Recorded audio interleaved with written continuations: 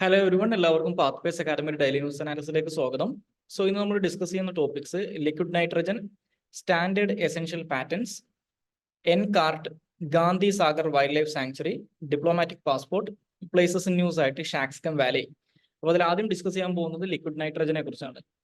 അപ്പോൾ ഈ ലിക്വിഡ് നൈട്രജനെ കുറിച്ച് ഇപ്പോൾ ഡിസ്കസ് ചെയ്യുന്നതിന്റെ ഒരു കോണ്ടെക്സ്റ്റ് എന്ന് പറയുന്നത്, തമിഴ്നാട് ഗവൺമെന്റ് ഈ ലിക്വിഡ് നൈട്രജൻ ഫുഡ് ഐറ്റംസിൽ യൂസ് ചെയ്യുന്നതിനെതിരായിട്ട് രംഗത്ത് വന്നതായിട്ടുള്ള വാർത്ത ഇന്നത്തെ ദ ഹിന്ദുവിന്റെ സയൻസ് പേജിനകത്ത് അവർ പബ്ലിഷ് ചെയ്തിട്ടുണ്ട്. അപ്പോൾ ആ ഒരു കോണ്ടെക്സ്റ്റിലാണ് നമ്മൾ ലിക്വിഡ് നൈട്രജനെ കുറിച്ച് ഡിസ്കസ് ചെയ്യുന്നത്.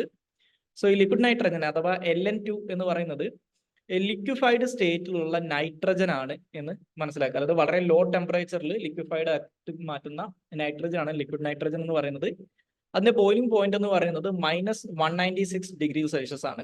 ഓക്കെ, അപ്പൊ ഈ ലിക്വിഡ് നൈട്രജൻ പ്രധാനമായിട്ടും ഉപയോഗിക്കുന്നത് ഒരു കൂളന്റ് ആയിട്ടാണ്. 1990 മുതൽ തന്നെ ഇപ്പോ ഈ വേരിയസ് ഫുഡ് ഐറ്റംസിന്റെ, എസ്പെഷ്യലി പാക്ഡ് ആയിട്ടുള്ള ഫുഡ് ഐറ്റംസിന്റെ ഷെൽഫ് ലൈഫ് ഇൻക്രീസ് ചെയ്യുന്നതിന് വേണ്ടിയിട്ട് ഒരു ഏജന്റ് ആയിട്ട് പലപ്പോഴും ലിക്വിഡ് നൈട്രജൻ യൂസ് ചെയ്യാറുണ്ട്. അപ്പൊ ഇത് ബേസിക്കലി വർക്ക് ചെയ്യുന്ന എങ്ങനെയാന്ന് വെച്ച് കഴിഞ്ഞാൽ, ഈ ലിക്വിഡ് നൈട്രജന്റെ ഡ്രോപ്ലെറ്റ്സ് ഈ ഫുഡ് പാക്കേജിംഗിലേക്ക് ആഡ് ചെയ്യുന്ന സമയത്ത് അത് ഓക്സിജനെ ഡിസ്പ്ലേസ് ചെയ്യും. അപ്പൊ ഓക്സിജനെ ഡിസ്പ്ലേസ് ചെയ്യുന്നതുകൊണ്ട് തന്നെ ആ ഫുഡ് ഐറ്റംസിനകത്ത് അല്ലെങ്കിൽ ആ പാക്കേജിനകത്തുള്ള മൈക്രോ ബാക്ടീരിയൽ ആക്ഷൻസിന് അത് വലിയ രീതിയിൽ പ്രിവെന്റ് ചെയ്യും. കാരണം ഓക്സിജൻ ഇല്ലാതെ തന്നെ ഈ പറയുന്ന മൈക്രോ ബാക്ടീരിയൽ ആക്ടിവിറ്റി നടക്കില്ല എന്നുള്ളതുകൊണ്ട് തന്നെ. അപ്പൊ ഈ പറയുന്ന ഫുഡ് അതുവഴി പ്രിസർവ് ചെയ്യാനും അതുപോലെ തന്നെ അതിന്റെ ഫ്രഷ്നെസ് മെയിൻറ്റെയിൻ ചെയ്യാനൊക്കെ ഇത് സഹായിക്കും.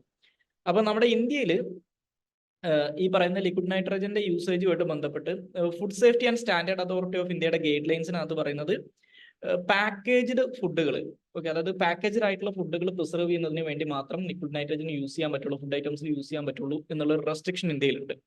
ഇനി അതുപോലെ തന്നെ നമ്മുടെ ഈ ലിക്വിഡ് നൈട്രജന്റെ ഈ ഒരു പ്രോപ്പർട്ടി, അതായത് ഇത്തരത്തിൽ food items, packaged food items preserve ചെയ്യാൻ യൂസ് ചെയ്യുന്ന ഈ ഒരു പ്രോപ്പർട്ടി ഏറ്റവും അധികം ഉപയോഗിക്കുന്നത് കോഫി, അതുപോലെ തന്നെ potato Cripps, peanuts, milk products, cheese, dried potatoes, ഇതിന്റെയൊക്കെ ഇത്തരത്തിലുള്ള പാക്ഡ് പ്രൊഡക്ട്സിനാണ്.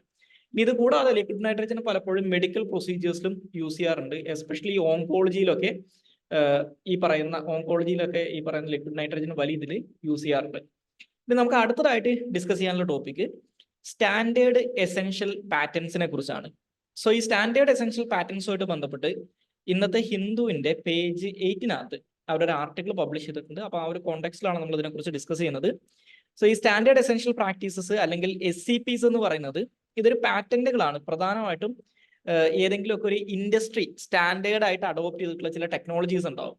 ആ ഇൻഡസ്ട്രിയൽ സ്റ്റാൻഡേർഡ് ആയിട്ട് മാറിയിട്ടുള്ള ടെക്നോളജീസിന്റെ മുകളിലുള്ള പാറ്റേൺസ് ആണ് ഈ പറയുന്ന സ്റ്റാൻഡേർഡ് എസെൻഷ്യൽ പാറ്റന്റ് എന്ന് പറയുന്നത്. ഇപ്പൊ ഉദാഹരണം പറഞ്ഞാൽ നമ്മൾ ടെലികോം സെക്ടറിനകത്ത് നോക്കിക്കഴിഞ്ഞാൽ CDMA, GSME, LTE എന്നൊക്കെ പറയുന്ന ടെക്നോളജീസ് ഉണ്ട്, അല്ലെങ്കിൽ സ്റ്റാൻഡേർഡ് ടെക്നോളജീസ് ഉണ്ട്. ഇപ്പോൾ സിം കാർഡ് ഒക്കെ ആയിട്ട് ബന്ധപ്പെട്ട് വരുന്ന, അപ്പൊ ഇത്തരത്തിലുള്ള സ്റ്റാൻഡേർഡ് ടെക്നോളജീസിന്റെ മുകളിലുള്ള പാറ്റേൺസ് ആണിത്. അപ്പോൾ അതുകൊണ്ട് തന്നെ ഈ പാറ്റേൺസ് ഹോൾഡ് ചെയ്യുന്ന ആളുകൾക്ക് വലിയ രീതിയിലുള്ള റോയൽറ്റി, വരുമാനം കിട്ടാനുള്ള സാധ്യതകളുള്ള ഒരു മേഖലയും കൂടിയാണ് ഈ സ്റ്റാൻഡേർഡ് എസെൻഷ്യൽ പാറ്റേൺസ് എന്ന് പറയുന്നത്.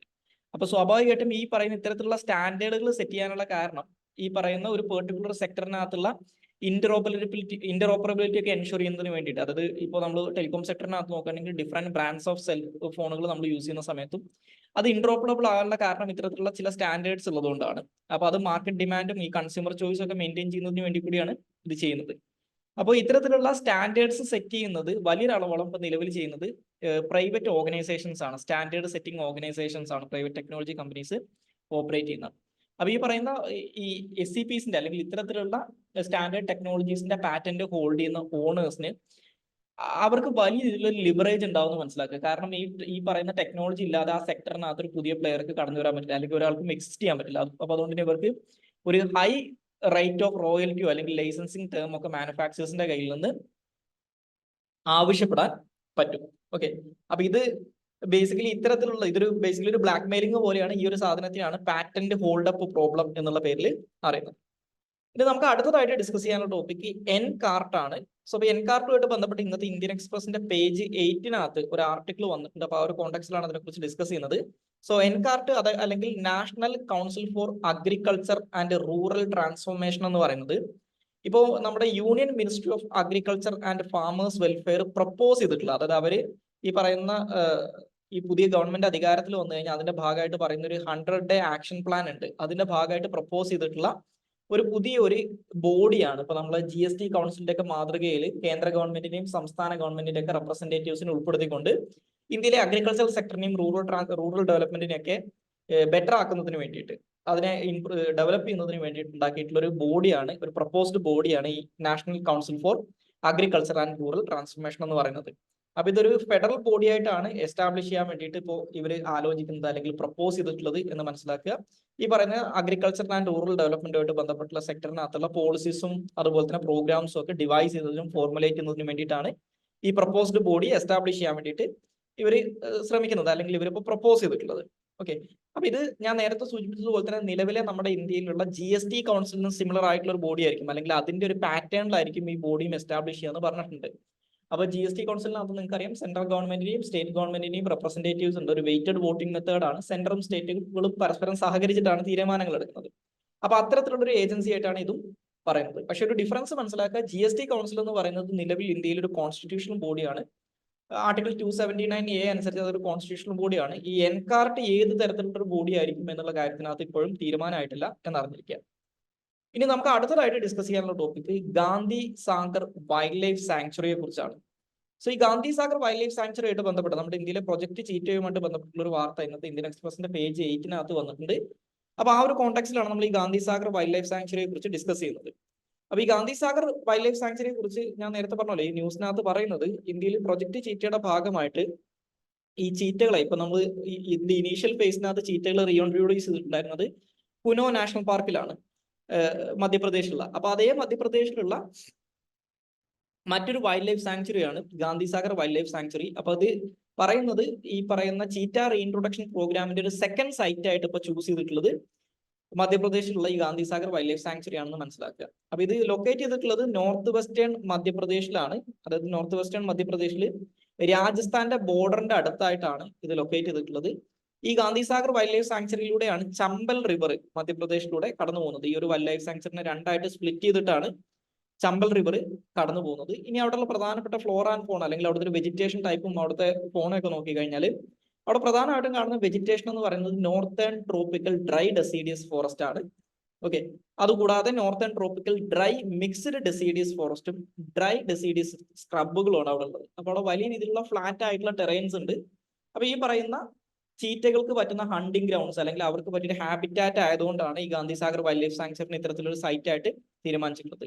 ഇനി അവിടെ നിലവിലുള്ള ഏറ്റവും പ്രധാനപ്പെട്ട ഹെർബിവോർസ് എന്ന് പറയുന്നത് ഒന്ന് ചിൻകാര, അതുപോലെ തന്നെ നീലഗായ്, സ്പോട്ടഡ് ഡിയർ, പിന്നെ കാർണിവോസ് ആയിട്ട് ഇന്ത്യൻ ലെപ്പേർഡ്, സ്ട്രൈപ്ഡ് ഹൈന, ജാക്കിള് എന്നുള്ള ഹെർബിവോറസ് ഒക്കെയാണ് ഇപ്പോൾ അവിടെ പ്രധാനമായിട്ടും കാണുന്നത്. ഇനി നമുക്ക് അടുത്തതായിട്ട് ഡിസ്കസ് ചെയ്യാനുള്ള ടോപ്പിക് ഡിപ്ലോമാറ്റിക് പാസ്പോർട്ടിനെ കുറിച്ചാണ്. സോ ഡിപ്ലോമാറ്റിക് പാസ്പോർട്ടിനെ കുറിച്ച് ഇപ്പോൾ നമ്മൾ ഡിസ്കസ് ചെയ്യുന്നതിന്റെ ഒരു കാരണം എന്ന് പറയുന്നത്, ഇപ്പോൾ കർണാടകയിലെ ഒരു പൊളിറ്റീഷ്യൻ, പുള്ളിക്കെതിരായിട്ട് ഒരു സെക്ഷൽ അലിഗേഷൻ വന്ന സമയത്ത് ഡിപ്ലോമാറ്റിക് പാസ്പോർട്ട് ഉപയോഗിച്ചുകൊണ്ട് ജർമ്മനിയിലേക്ക് നാട് വിട്ടതായിട്ടുള്ള ഒരു വാർത്ത ഇപ്പോൾ കുറച്ച് ദിവസങ്ങളായിട്ട് നിങ്ങൾ കാണുന്നുണ്ടാവും. അപ്പൊ ഈ ഒരു കോൺടാക്സിലാണ് ഇതുമായിട്ട് ബന്ധപ്പെട്ട് ഇന്നത്തെ ഇന്ത്യൻ എക്സ്പ്രസിന്റെ പേജ് 13 ഡിപ്ലോമാറ്റിക് പാസ്പോർട്ടിനെ കുറിച്ചിട്ടുള്ള ഒരു ആർട്ടിക്കിൾ അവർ പബ്ലിഷ് ചെയ്തിട്ടുണ്ട്. അപ്പൊ ഈ ഡിപ്ലോമാറ്റിക് പാസ്പോർട്ട് എന്ന് പറയുന്നത് ആ പേര് സൂചിപ്പിക്കുന്നത് പോലെ തന്നെ ഈ ഡിപ്ലോമാറ്റിക് ഇമ്മ്യൂണിറ്റി ഉള്ള ആളുകൾക്ക് ഇഷ്യൂ ചെയ്യുന്ന ഒരു പാസ്പോർട്ടാണ് ഡിപ്ലോമാറ്റിക് പാസ്പോർട്ട്. അപ്പൊ അത് കാഴ്ചയിൽ തന്നെ നമ്മുടെ സാധാരണഗതിയിൽ ആളുകൾക്ക് ഇഷ്യൂ ചെയ്യുന്ന പാസ്പോർട്ടിൽ നിന്ന് ഡിഫറെന്റ് ആണ്. നോർമലി നമ്മുടെ ഇന്ത്യയിലൊക്കെ ഇഷ്യൂ ചെയ്യുന്ന നോർമൽ പാസ്പോർട്ടിന്റെ കവർ എന്ന് പറയുന്നത്, അതിന്റെ ബാക്ക് കവറിന്റെ കളർ എന്ന് പറയുന്നത് ഒരു ഡാർക്ക് ബ്ലൂ കളറാണ്. പക്ഷെ അറ്റ് ദ സെയിം ടൈം ഈ ഡിപ്ലോമാറ്റിക് പാസ്പോർട്ടിന്റെ കളർ എന്ന് പറയുന്നത് മറൂൺ കളറാണ്. അത് യൂണിവേഴ്സലി അങ്ങനെയാണ്, മറൂൺ കളറിലാണ് ഡിപ്ലോമാറ്റിക് പാസ്പോർട്ടുകൾ ഇഷ്യൂ ചെയ്യാറുള്ളത്. അപ്പൊ ഈ ഡിപ്ലോമാറ്റിക് പാസ്പോർട്ട് ഹോൾഡേഴ്സ് ആയിട്ടുള്ള ആളുകൾക്ക് ഇപ്പൊ എയർപോർട്ടുകളിലാണെങ്കിലും അല്ലെങ്കിൽ ഇവർ വിസിറ്റ് ചെയ്യുന്ന രാജ്യങ്ങളിലാണെങ്കിലും ചില സ്പെഷ്യൽ പ്രിവിലേജസ് കിട്ടും. അതായത് ഇപ്പൊ അറസ്റ്റിൽ നിന്നൊക്കെയുള്ള പ്രൊട്ടക്ഷൻ ഇവർക്ക് കിട്ടും. അപ്പൊ അതുകൊണ്ടാണ് ഇതിനുള്ള ചില അഡ്വാൻറ്റേജസ് ഉള്ളത്. അതുപോലെ തന്നെ ഇവർക്ക് ഗ്രീൻ ചാനൽ വഴിയൊക്കെ എയർപോർട്ടുകളിലൂടെ കയറി പോകാൻ പറ്റും. ഇവർക്ക് മുകളിലുള്ള റെഗുലേഷൻസ് കമ്പാരിറ്റീവ്ലി കുറവായിരിക്കും. പക്ഷെ അറ്റ് ദ സെയിം ടൈം ഈ ഡിപ്ലോമാറ്റിക് പാസ്പോർട്ടുകൾ എന്ന് പറയുന്നത് ഒരു ഷോർട്ടർ ലൈഫ് സ്പാൻ മാത്രമുള്ള പാസ്പോർട്ടാണ് ഡിപ്ലോമാറ്റിക് പാസ്പോർട്ട്. ഇപ്പൊ നമുക്കറിയാം നമ്മുടെ ഇന്ത്യയിൽ ഇഷ്യൂ ചെയ്യുന്ന നോർമൽ പാസ്പോർട്ടിന്റെ വാലിഡിറ്റി എന്ന് പറയുന്നത് 10 വർഷമാണ്. പക്ഷെ അതേസമയം ഡിപ്ലോമാറ്റിക് പാസ്പോർട്ടിന്റെ വാലിഡിറ്റി വെറും 5 വർഷം മാത്രമാണ്. നിലവിൽ നമ്മുടെ ഇന്ത്യയിൽ ഡിപ്ലോമാറ്റിക് പാസ്പോർട്ടുകൾ ഇഷ്യൂ ചെയ്യുന്നത് എന്ന് പറയുന്നത് ഒന്ന് ഈ ഫോറിൻ സർവീസിലുള്ള ആളുകൾക്കും അല്ലെങ്കിൽ ഇന്ത്യയെ റെപ്രസെന്റ് ചെയ്തുകൊണ്ട് വിദേശ രാജ്യങ്ങളിലേക്ക് പോകുന്ന ഡിപ്ലോമാറ്റുകൾക്കും അവരുടെ ഇമ്മീഡിയറ്റ് ഫാമിലി മെമ്പേഴ്സിനുമാണ്. പിന്നെ അതുപോലെ തന്നെ ഇന്ത്യനെ റെപ്രസെന്റ് ചെയ്തുകൊണ്ട് പോകുന്ന മറ്റുള്ള ഗവൺമെന്റ് ഒഫീഷ്യൽസ്, പൊളിറ്റീഷ്യൻസ്, ഇങ്ങനെയുള്ള ആളുകൾക്ക് പലപ്പോഴും ഡിപ്ലോമാറ്റിക് പാസ്പോർട്ടുകൾ ഇഷ്യൂ ചെയ്യാറുണ്ട്. അപ്പൊ അതിന്റെ ഭാഗമായിട്ട് ഈ മെമ്പേഴ്സ് ഓഫ് പാർലമെന്റിനും ഡിപ്ലോമാറ്റിക് പാസ്പോർട്ടുകൾ ഇഷ്യൂ ചെയ്യാറുണ്ട്. സാധാരണഗതിയിൽ മെമ്പേഴ്സ് ഓഫ് പാർലമെന്റിന്റെ ഡിപ്ലോമാറ്റിക് പാസ്പോർട്ടിന്റെ വാലിഡിറ്റി എന്ന് പറയുന്നത് ഈ 5 വർഷം എന്നുള്ളതിനെക്കാട്ടിലും അവരുടെ ഈ പറയുന്ന MP സ്ഥാനം 5 വർഷത്തിന് മുമ്പ് കഴിയുകയാണെങ്കിൽ അല്ലെങ്കിൽ MP സ്ഥാനം നഷ്ടപ്പെടുകയാണെങ്കിൽ ഈ ഡിപ്ലോമാറ്റിക് പാസ്പോർട്ട് അവർ സറണ്ടർ ചെയ്യണം എന്നാണ് നിലവിലുള്ള റൂൾസിനകത്തൊക്കെ പറയുന്നത്. ഓക്കെ, ഇനി നമുക്ക് ഏറ്റവും അവസാനമായിട്ട് ഡിസ്കസ് ചെയ്യാനുള്ളത് പ്ലേസസ് ന്യൂസ് ആണ്. അത് ഷാക്സ്ഗം വാലി ആണ്. അപ്പൊ ഈ ഷാക്സ്ഗം വാലിയെ കുറിച്ച് ഇപ്പോൾ ഡിസ്കസ് ചെയ്യാനുള്ള കാരണം നിലവിൽ ചൈന കൺട്രോൾ ചെയ്തിട്ടുള്ള നമ്മുടെ ജമ്മു ആൻഡ് കാശ്മീരിന്റെ ഭാഗമായിട്ടുള്ള ഒരു പ്രദേശമാണ് ഈ ഷാക്സ്ഗം വാലി എന്ന് പറയുന്നത്. അപ്പൊ അവിടെ ചൈന നടത്തുന്ന ഡെവലപ്മെന്റൽ ആക്ടിവിറ്റീസിനെതിരായിട്ട് ഇപ്പൊ ഇന്ത്യ ഒരു പ്രതിഷേധം അറിയിച്ചിട്ടുണ്ട്. അപ്പൊ അതിനെക്കുറിച്ചുള്ള വാർത്തകൾ ഇപ്പൊ 1-2 ദിവസങ്ങളിലായിട്ട് വരുന്നുണ്ട്. അപ്പൊ ആ ഒരു കോണ്ടെക്സ്റ്റിലാണ് അതിനെക്കുറിച്ച് ഡിസ്കസ് ചെയ്തിരിക്കുന്നത്.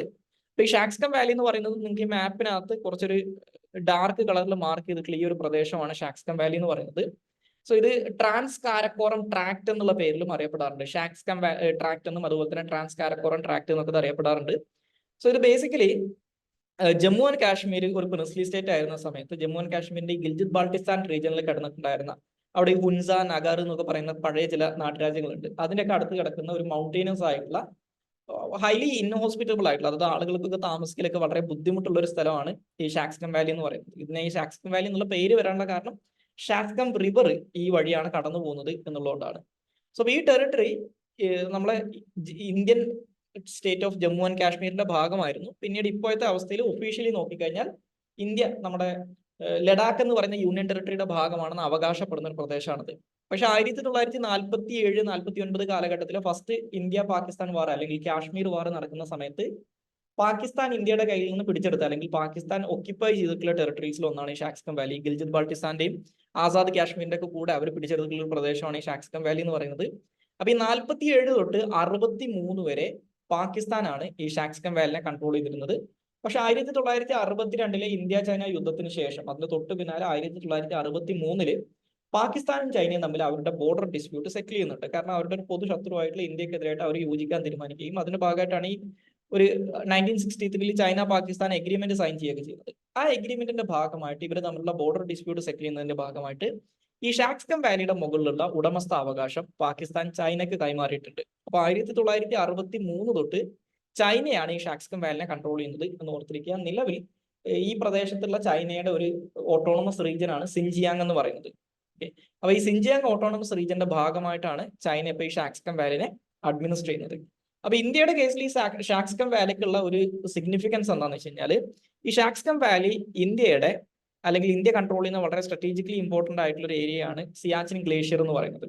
ഈ സിയാച്ചിൻ ഗ്ലേഷ്യറിന്റെ നോർത്ത് വെസ്റ്റേൺ റീജിയനിലായിട്ടാണ് ഈ ഷാക്സ്ഗം വാലി ലൊക്കേറ്റ് ചെയ്തിട്ടുള്ളത്. അപ്പൊ അവിടെയുള്ള ചൈനയുടെ മിലിറ്ററി പ്രസൻസ് അല്ലെങ്കിൽ ആ പ്രദേശത്ത് ചൈനക്കും പാകിസ്ഥാനും ഇടയിൽ ഒരു മിലിറ്ററി ലിങ്കപ്പ് വന്നു കഴിഞ്ഞാൽ അത് ഇന്ത്യയെ സംബന്ധിച്ചിടത്തോളം കുറച്ച് ഡേഞ്ചറസ് ആയിട്ടുള്ള ഒരു പ്രോസ്പെക്ട് ആണെന്ന് മനസ്സിലാക്കുക.